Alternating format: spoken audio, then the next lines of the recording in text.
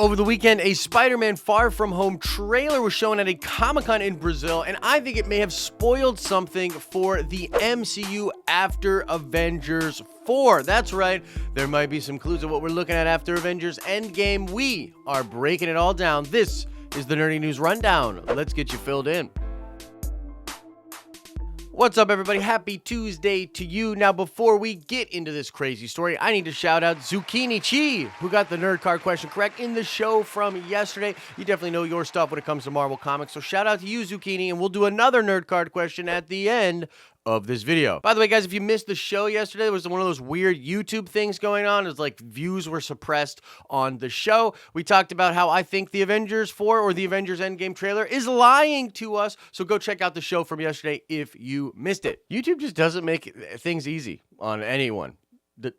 Okay, so I want to say right off the bat here, there are possible spoilers ahead, not only for Spider-Man Far From Home, but for the post-Avengers 4 and Avengers Endgame MCU. Now, if you've been watching the channel for some time, you know I have a big theory on what is going to be happening having to do with the multiverse and different things like that. And when I heard about this panel in Brazil on Saturday and what was shown from Spider-Man Far From Home, I started really thinking, man, this is lining up with a lot of the theories that I have about this multiverse thing. And so on the off chance that I'm right, even a little, or maybe 100%, possible spoilers ahead for the future of Marvel movies. All right, you've been warned. Here we go. Now, the thing I took away the most was just how much Nick Fury is supposedly in this trailer and how cool the footage is that they showed. There's supposedly a scene where Nick Fury busts in on Ned Fields and Peter Parker just hanging out in their dorm when they're overseas. He shoots Ned with a dart and then sits down to talk to Peter and says, "Oh, I get to sit down and meet the Spider-Man finally." And apparently in the movie, Nick Fury is recruiting both Spider-Man and Mysterio to work together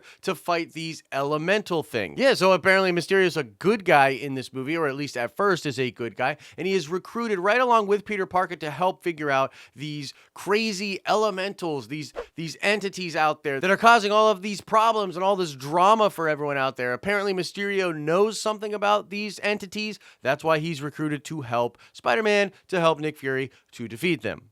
Now, small side note here, we thought that Hydro Man was going to be in the movies because of this scene with all this water. Apparently in Venice, there's a couple of scenes with just tons of water being thrown at Spider-Man, weaponized, and it's very possible that instead of being Hydro Man, it is actually like a water elemental creature that Peter and Mysterio are going to have to work together to defeat. However, there's also a chance that that's what they believe it is, and that these elementals are actually just different members of the Sinister Six that are being like visually manipulated by Mysterio so that people think they're these entities. Now, we also know that this black suit that Peter will be wearing throughout most of this movie is referred to as the stealth suit, and there's something very special about this suit. It has like a functionality that's very important, but Tom Holland said he couldn't explain what that was or why. So thank God somebody told him what not to spoil with regards to the suit. I actually think that the reason that he's wearing this suit is because he's not allowed to be Spider-Man, or that he shouldn't be Spider-Man when working with Nick Fury and Mysterio. This is because of what the actor that plays Ned Fields said right here during the panel. The main focus is for him to not be Spider-Man per se, but he gets dragged into it. I mean, if you just look at this suit, and it really looks like something that Nick Fury cooked up. And there's a lot of precedents in the comic books where the Nick Fury character is either creating suits or helping out Spider-Man in a certain way. If you watch the Spider-Man Ultimates comic book, Nick Fury literally just helps sort of create the Spider-Man persona and get him geared up for proper battle. And I think that the fact that Spider-Man can't be seen, or that Peter Parker should not be in the Spider-Man suit, is a big clue at what might be happening in the Marvel Universe post-Avengers Endgame. I think the biggest possibility for me right now is the fact that the Avengers might be disassembled completely as an organization after the events of Avengers Endgame. Perhaps they just decide to hang it up. There's no more Avengers. There's going to be other different groups out there trying to help out. Or it is possible that the Avengers become under the control of a different person. They're no longer under the control of the Sokovia Accords. They're no longer under the control of like Tony Stark or anybody like that. Perhaps they're under control of someone who may have nefarious goals. And perhaps Nick Fury knows this, and this is why he's trying to recruit sort of the secret Avengers or the underground Avengers with Nick Fury. And we know that he's doing this obviously because he recruits Mysterio and Peter Parker, but Peter Parker can't wear the Spider-Man suit. Now, we have seen different suits in the movie. It's been spoiled that there's a new Stark Tech suit that Peter is going to get. And when we see him in it, though, it really does seem like he's back in New York from what we've seen from behind-the-scene set photos. It's very likely that Happy Hogan brings this suit to Europe, though, because we have seen shots with Nick Fury, Maria Hill, and Happy Hogan, and it does appear to be in one of the settings overseas in Europe. So perhaps it's a thing where they just do want Spider-Man to have this new suit because of some crazy goal. Perhaps Mysterio turns full-on bad guy, and they need the Spider-Man suit so the Spider-Man has a fighting chance against him. Something to that effect. So I think the fact that Nick Fury is doing all of this recruiting and building up teams of heroes and trying to solve problems on the planet does refer to the state of the MCU. I really believe this has something to do with the Avengers. They're either gone or they're under some kind of control that's not good, and this is why Nick Fury is doing this kind of stuff on his own. I also think this has to do with that black suit.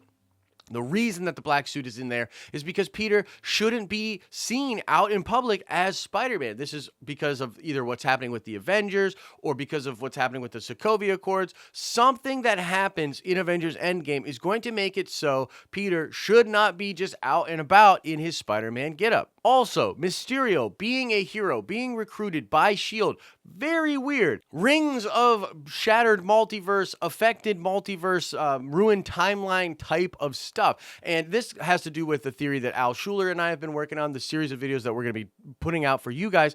But mainly what we think is happening here is that the timeline or the universe has been altered, that there's some weird stuff going on. This could actually tie directly into the plot. Perhaps Mysterio even believes himself to be a hero before he realizes what is going on with the cosmic something or other, and that the reality has changed, and that he is a good guy in this reality, but his true self is actually not a good guy. Now, there's actually some precedence for this as well in the comic books. Mysterio and his tampering with technology and his knowledge of other universes actually led to one of the very first crossover events in comics where the Peter Parker from our universe goes to the Ultimates universe and meets the Miles Morales character from that universe. So you have Spider-Man from different universes, Mysterio's involved, and there's an avenue to skip universes and have like a different timeline, a different type of thing going on. And because Spider-Man Far From Home is the first movie in the MCU taking place after Avengers Endgame, it's our best look possible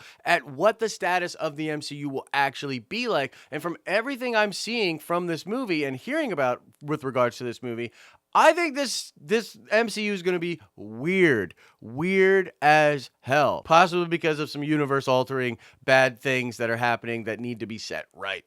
Now, obviously, this is a lot of speculation, and when we get the official release of the Spider-Man Far From Home trailer, I will, of course, break that down. Hopefully, it lays some credence to this theory that I'm working with here now, but I wanted to bring this information to you guys on today's show. This is the information that is out there about Spider-Man Far From Home and how I think it hints at a big change to the MCU post-Avengers Endgame or Avengers 4.